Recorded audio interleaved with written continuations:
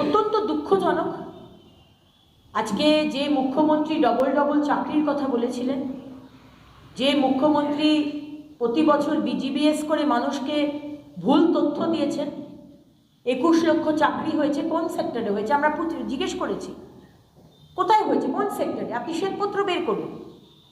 কোথায় ইনভেস্টমেন্ট হয়েছে আপনি শ্বেতপত্র বের করুন। উনি বের করতে পারেননি।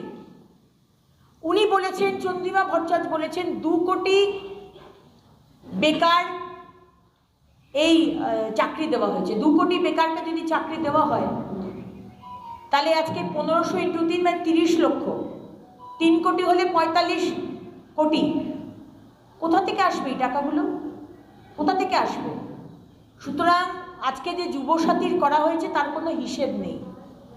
যুব সমাজকে দেওয়া হচ্ছে, এটা বলা হচ্ছে যুব সমাজের চাকরি চাই, আপনার যুবসাথীর 1500 টাকার ভাতা চাই না। হিসেবটা কোথায়? আপনি যাকে দিচ্ছেন যুবসাথী তার কাছ থেকে রসিদ কেন নিচ্ছেন না? তার রসিদ কোথায়? রসিদ নিলে তো চুরি করাটা অসুবিধা হয়ে যাবে। ব্যাংক অ্যাকাউন্টে পাঠিয়ে দেওয়া যেত, ব্যাংক অ্যাকাউন্টে পাঠানো হচ্ছে না।